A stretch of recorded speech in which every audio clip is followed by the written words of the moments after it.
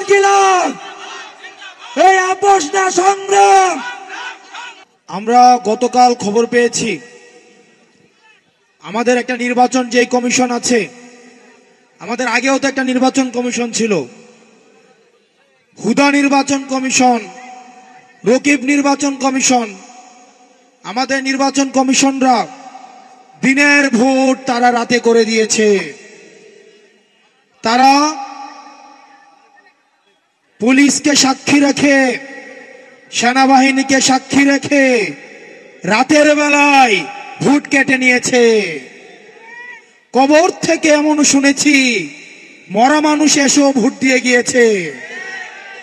আমরা এমনও শুনেছি দাদা দাদি 20 বছর আগে মারা গিয়েছে, উনিও নাকি ভোটের লাইনে এসে ভোট দিয়ে গিয়েছে। এগুলা ছিল হুদা কমিশনের কাজ। এই হুদা কমিশনের নুরুল হুদা, এই নুরুল হুদার পরিণতি কিন্তু আজকে জাতি দেখছে। জুতার মালা গলায় দিয়ে আজকে উনি কারাগারে নিক্ষিপ্ত হয়েছে। প্রিয় নড়াইলবাসী, গতকাল আমাদের নির্বাচন কমিশন বলে দিয়েছে শাপলা মার্কা নাকি আমাদেরকে দেওয়া হবে না। আপনারা জেনে থাকবেন তারা মিটিং করেছে আজকে, কিন্তু মিটিং হওয়ার আগে গতকালই তারা ফলাফল জানিয়ে দিয়েছে।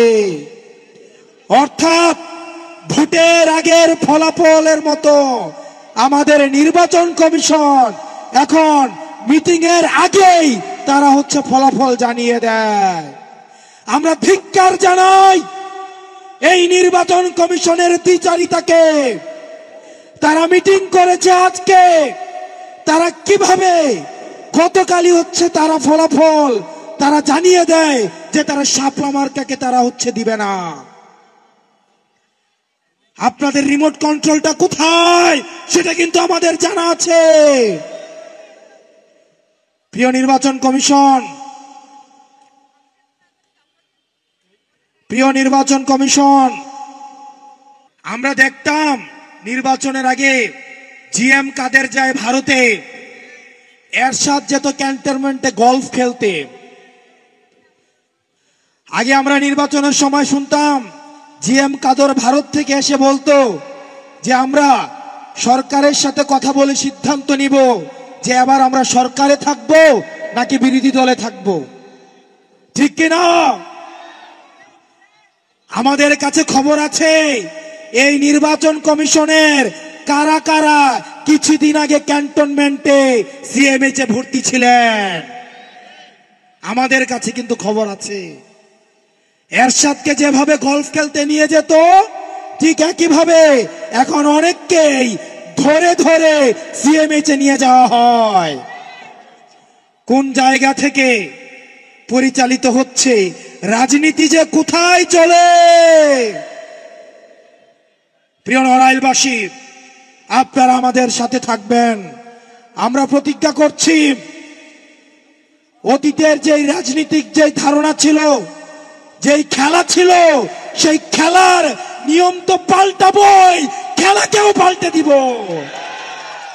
এই রাজনীতিবিদদের জন্য আমরা কঠিন করে অবশ্যই ছাড়বো, অবশ্যই ছাড়বো, অবশ্যই ছাড়বো। আমরা রাজনীতিবিদদেরকে জনগণের কাছে জবাবদিহি করতে আমরা বাধ্য করব। রাষ্ট্রের প্রতিষ্ঠানগুলোকে আমরা জবাবদিহি করতে বাধ্য করব। আমরা আবারও বলছি, নির্বাচন, জনগণ এবং রাজনীতি যদি করতেই হয় তাহলে চাকরি ছেড়ে দিয়ে এসে এবং ক্যান্টনমেন্ট ছেড়ে দিয়ে এসে তাহলে রাজনীতির মাঠে এসে রাজনীতি করুন। গলফ খেলিয়ে, হসপিটালে ভর্তি করিয়ে যারা রাজনীতিতে যারা ইন্টারফেয়ার করার চেষ্টা করছেন, আপনারা ফাউল করছেন। খুব শীঘ্রই আপনারা রেড কার্ড দেখবেন। প্রিয় নড়াইলবাসী, আপনারা ভালো থাকবেন, সুস্থ থাকবেন। আপনাদের সাথে খুব শীঘ্রই আরো দীর্ঘ লড়াইয়ে আপনাদের সাথে দেখা হচ্ছে। আসসালামু আলাইকুম ওয়া রাহমাতুল্লাহি ওয়া বারাকাতুহু।